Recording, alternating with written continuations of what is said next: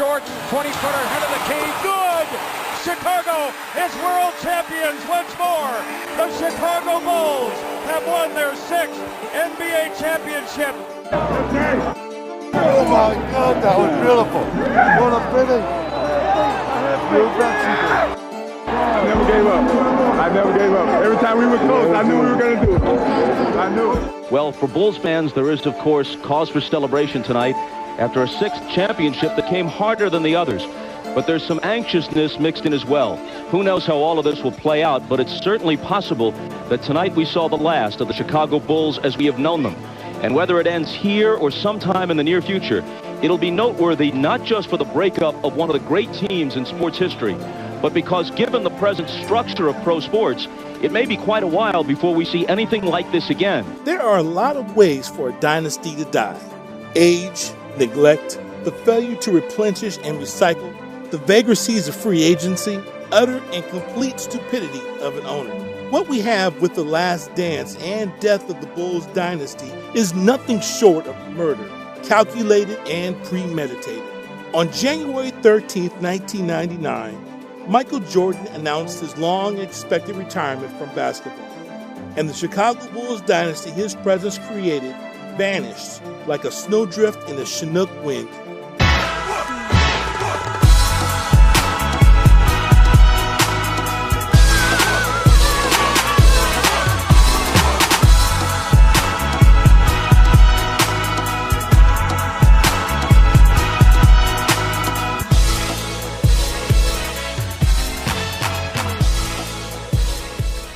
It took 8 months to dismantle the Chicago Bulls. However, there's a long history showing that we have to begin the story 14 years before the demise. In March 1985, Jerry Reinsdorf became the owner of the Bulls and gave all management power to his beloved Jerry Krause. Reinsdorf didn't know much about basketball, and Krause was his brain. Krause began his career as a basketball scout in 1961. He discovered a lot of baseball and basketball superstars. Now he got a chance to run the Bulls. Not more than a year after, Michael Jordan and Krause clashed. This is how everything started. Jordan broke his foot earlier in the '86 season, and Krause sent 3 specialists to examine the injury. They said there's a 90% chance of re-injuring if Jordan returns in the season. Jordan ignored doctors' advice. Krause showed up with a tape recorder in a meeting with MJ and doctors. Jordan got furious about this. Another session, now Jordan with the tape recorder. They don't want me to play. So they missed the playoffs again and tanked the team. Get a high draft pick. Krause turned to Michael and said, "You're going to do what we say. You're our property." That was the time young MJ realized he was in a business. But Jordan came back. The Bulls made the playoffs. He scored 49 in the first game and 63 in the second game against the Celtics. The second crackdown was 2 years later when Krause traded Michael Jordan's best friend, Charles Oakley, for Bill Cartwright. Jordan was in Vegas for the Mike Tyson fight when the trade happened. And there's the Phil Jackson side of the story. In '87, Krause picked him as Doug Collins' assistant. 2 years later, the team was his. He was the third coach the two Jerrys hired since 1985. Jackson had winning teams in the CBA. CBA? What does it stand for? Cockroach Basketball Association. Jackson was a classic Krause hire because he virtually was blacklisted from the NBA because of his oddball reputation and had languished in the CBA 5 years. Jackson's staff, the originator of Doberman defense, Johnny Bach, and Mr. Triangle, Tex Winter. Success came early. The Bulls won their first championship in Jackson's second year as head coach. Jordan, Pippen, and Jackson bonded a big brother-little brother relationship. They went to wars together. Phil ran triangle in 3 quarters. Fourth quarter, it was all Michael Jordan. The result, 3-peat. Jordan retires, comes back after 18 months. Bulls get eliminated by the Orlando Magic. Krause, again, built a successful championship team around Jordan that can complement him in his first full season after comeback. Remember, he got Paxson in '85, Cartwright for Oakley in '88, drafted Pippen and Horace Grant in '87, drafted Kukoc in 1990, got Steve Kerr in '93, Ron Harper became a key player.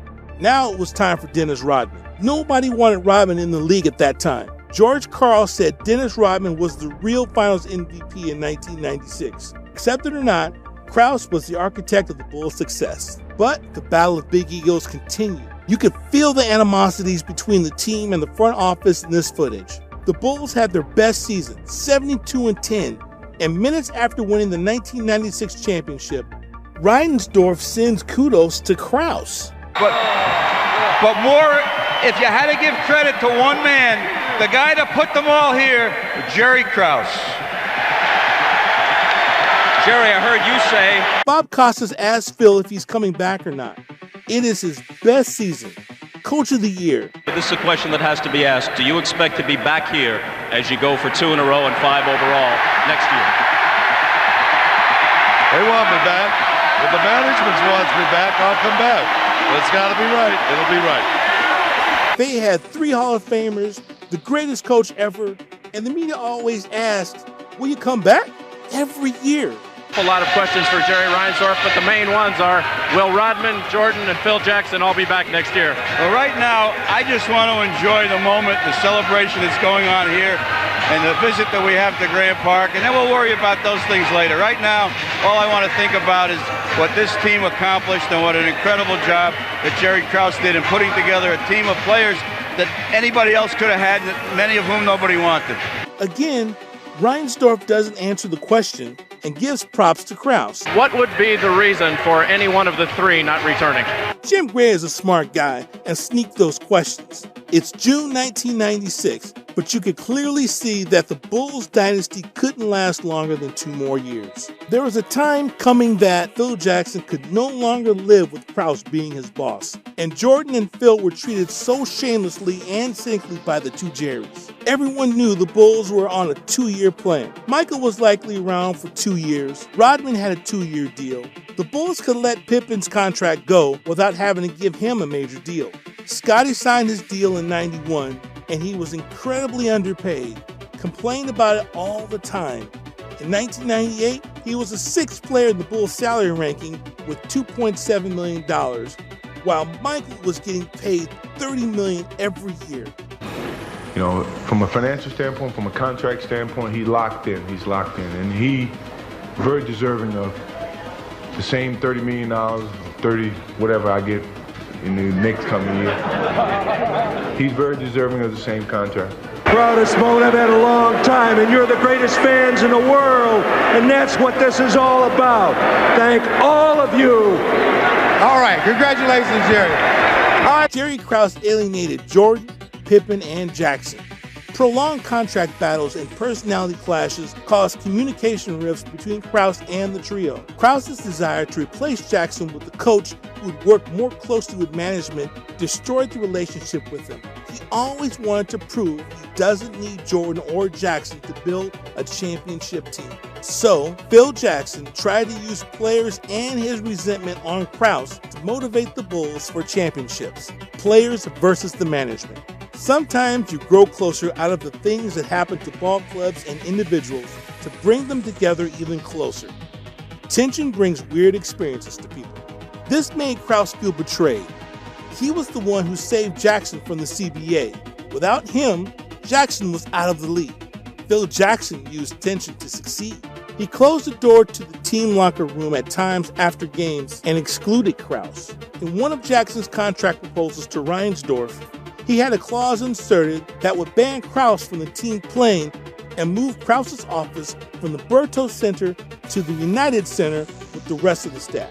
Reinsdorf would have none of it, and the negotiations began to take an ugly tenor. Reinsdorf decided to side with Krause, who has proven loyal to him beyond a doubt. He couldn't be sure with Jackson. Players responded to Jackson, who had the day-to-day frustration of dealing with the meddling boss. Jackson just wanted to coach the Bulls, but Krause would make demands, question Jackson's rotations and use of players. Phil used every tool against Krause. He was a master of controlling people. He was able to manage Jordan, who was a brutal, super competitive teammate that can run players out of the NBA. Being a champion, being the best in the world, you know, it's a great feeling. I'm tired, I'm weak, but I got a whole summer to recuperate. The Bulls won the 5th title. And if that weren't enough, Betrayed Krause said in the 97 training camp, organizations win championships, not players. That was a slap on the players, and Michael took it personal.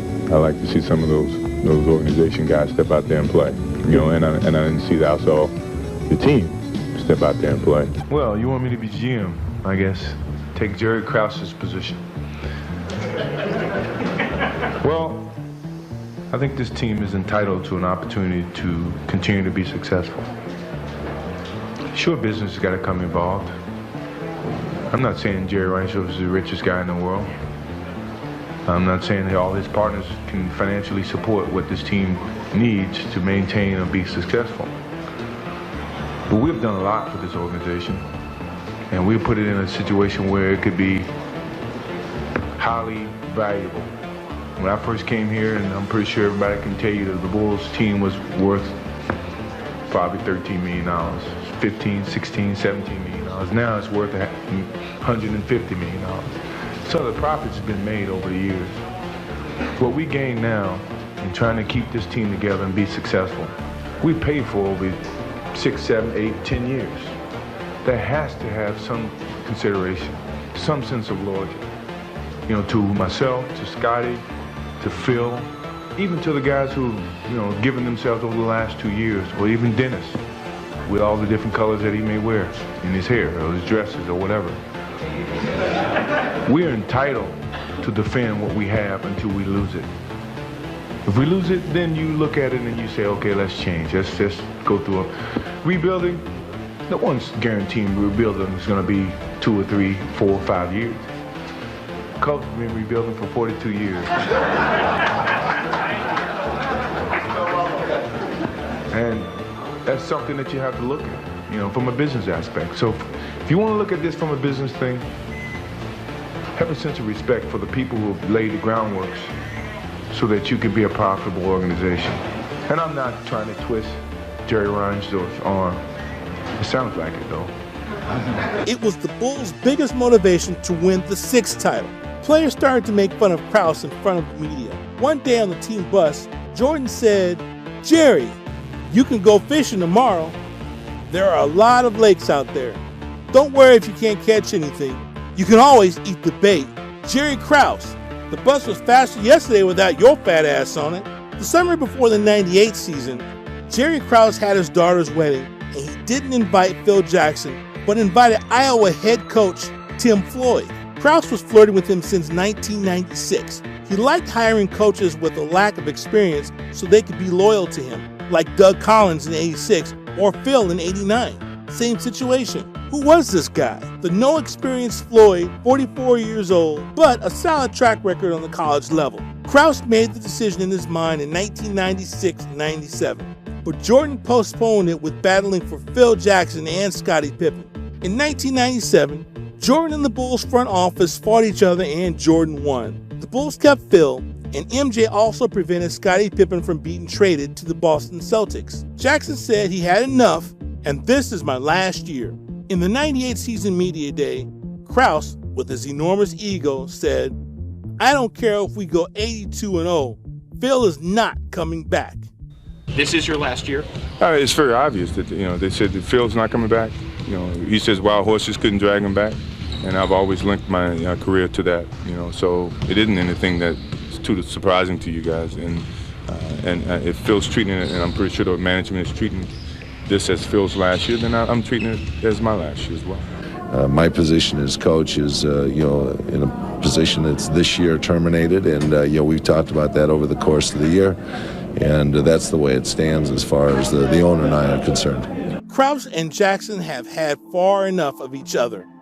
Also, Jackson has personal family problems. He was exhausted.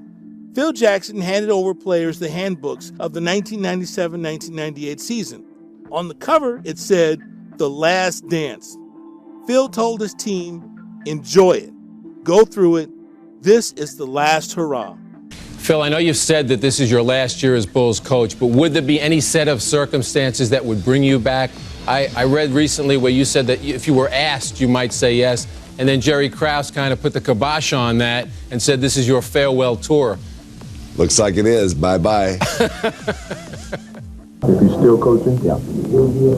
Yeah, it's always a thought, but it's not a thought right now. I basically said everything I've said all season long, in terms of the circumstances. If it doesn't suit me, then, I won't play, and I leave it as that. I mean, I'm not changing. The questions are starting to change, but they basically the same questions, and my answer hadn't changed, and I'm pretty sure people who've been around me have seen that. The Last Dance was not easy. Pippen missed the first part of the season due to injury.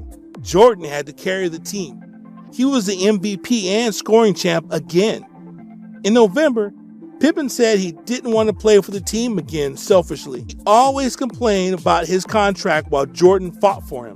Do you think you're ever going to play for this team again? I don't. I never, saw the day when I would have to turn the other cheek and go the other way. But, If that was the case, it could have been done easily at the beginning of the season. And Phil, myself, even Dennis probably would have chose to go other ways. And, we lobbied to put this thing back together so we can win a sixth championship. And, and he developed those type of feelings, when we all were more or less committed to come back and do our job. When Pippen was asked of what he thinks the Bulls' legacy is going to be, the smile on his face totally disappeared, and he said, all they're going to remember is Jordan winning championships. But Pippen returned in January and was customarily solid in his role as Jordan's sidekick. Being an old man at 35 years old, is it different now, Michael? Is the whole thing different? Can you savor any of it now? You enjoy it, but you savor it whenever you sit down and you have a chance enough to have memories or think about the memories and reminisce about some of the good things and some of the bad things. And right now it's too early to even think about like. It was a strange season, but the Bulls were in the finals again, the 1998 finals. What a storybook ending. Game 6, the greatest game ever seen anyone play. When you watch what Jordan did, Rodman was finished all year. He was like luggage. Pippen got a bad back. He can't move. MJ knows he has to win the game. Can't have Game 7 in Utah. He knows I have to control every minute of this game. I have to control every piece of my energy in my body. It has to be played out in a certain way. Have to pick my spots. Michael put the offense on his shoulders, and it was absolutely the best in the final minute. His drive to the hoop, to his stripping the ball from Malone, to his hitting the winning shot, to his dreamlike stroll around the court.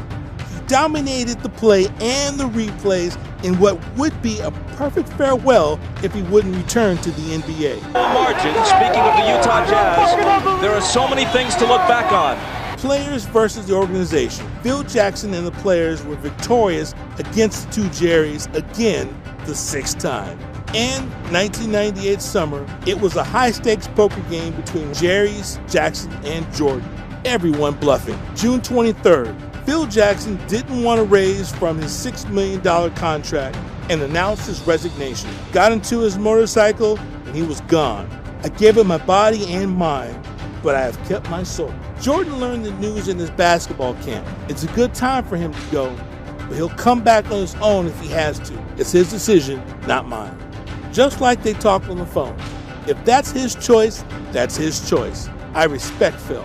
A week later from their famous hug in the championship game, this was the first crackdown of the Bulls' demise. Jordan wanted to play more, but he wanted to go out on top with the skills undiminished. He said he could maintain this level of play for at least 1 or 2 years, but Jordan made it clear he didn't want to play for anyone but Phil. For a comment like that, it appears that you would like to come back next year. Well, I never said I didn't want to come back. Yeah, that was never the question. I love to come back, but I mean within my own circumstances. How many times do you want me to say it? I'll say it one more time. If Phil's not in Chicago, I'm not playing. That's all. Nowhere. He was leaning toward not coming back and said he wouldn't officially announce his plans after the lockout ends. A lot of sympathetic feelings about this team and where we want it to go. But as time gets involved, I mean, some of the feelings may change. You never know. But I think that's the purpose of waiting to the end of the summer or maybe in the summer and making final decisions. The Bulls' 12-man playing roster, 9 were free agents. Pippen, who was undervalued and underappreciated, repeatedly said he'd play somewhere else when he became a free agent. Jerry Reinsdorf knew and even admitted that if Jordan leaves, Jackson doesn't return, Pippen cannot be re-signed. The Bulls will be 17-65. Krause also knew that Jordan would play only for Phil Jackson and his college coach, Dean Smith. In summer of '98, Jordan found himself in another triangle: Jerry's, Tim Floyd, and Phil Jackson. So one Thursday afternoon, Reinsdorf and Krause announced Tim Floyd as the director of basketball operations. Floyd and Krause were close friends. They said, if Phil Jackson wants to coach the Bulls, then we certainly want him to coach the Bulls. They expected people to buy these words. The decision was made a year ago. They were trying to bait Michael Jordan to come back and play. I'm so proud of these players and his staff. And this is for the fans back in Chicago, the greatest sports fans in the world. And we're just so happy. We want to celebrate safe, guys, and we'll be home tomorrow morning. Besides the hatred on Krause, Phil Jackson never liked how management dealt with him. If you are really serious about the greatest coach ever in your team, you don't a year prior make the pronouncement that it's the last deal you're gonna do. You don't all of a sudden say you're thinking about bringing him back after winning a championship. At age 35 and 6 championships, Michael Jordan simply didn't deserve Tim Floyd. From day one, Jordan, Pippen, and Rodman disliked the idea of playing for Floyd. They had no desire to be a part of the rebuilding effort. Rodman called hiring Floyd a joke. Jordan derisively called him Pink, as in the rock group Pink Floyd. They even made Floyd say, the loyalty between Jackson and his players is so strong, I'd be willing to step aside if that's what Jackson and Jordan wanted me to do. You'd hate for Krause to have that satisfaction. He looked like a man who finally won the battle against Phil Jackson and Michael Jordan after 3 years. The hiring of Tim Floyd as coach came as the boldest move being played in a poker game. Reinsdorf and Krause were gambling that Jordan can be bought. Imagine Phil calling Jerry's bluff and saying, okay, I'm coming back. You can imagine the look on Krause's face. I hire general managers whose job it is to pick talent, and they are better trained at picking talent than any coach or any player. And the only thing I ask is that they get everybody's input and consider everything. But the general managers have the final decisions. Owner Jerry Reinsdorf and GM Jerry Krause were determined to prove how smart they were by building a championship from scratch. So first, they had to destroy the franchise, shamefully and senselessly. In January 1999, Jordan retired. Free agent Pippen was re-signed and traded to the Rockets. Kerr and Longley were traded. Dennis Rodman declared himself done with basketball, but later signed with the Lakers. The Bulls were dismantled systematically simply to satisfy a couple of raging egos. A decade's worth of domination purposely, coldly disassembled in a handful of days. What a shameful, ignominious demise. What a shabby, disgraceful way to treat the fans. In 1999, Reinsdorf and Krause discovered how irreplaceable Jordan was, because what separates Jordan is not his skills, but the way he elevated the performance of everyone else. What happened to the Bulls? They became the Cows, again like before Jordan in 1984. Krause resigned in 2003. They still have no success. I just hope and pray that we can have an opportunity once again to share this type of enjoyment in the city of Chicago. And this was our last dance, and it was a wonderful waltz. Thank you all. I know a lot of people didn't think we'd end up back in Grant Park this year.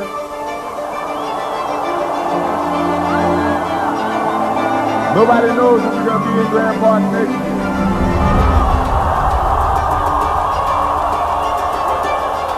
But the one thing I do know is my heart, my soul, and my love has always gone to the city of Chicago.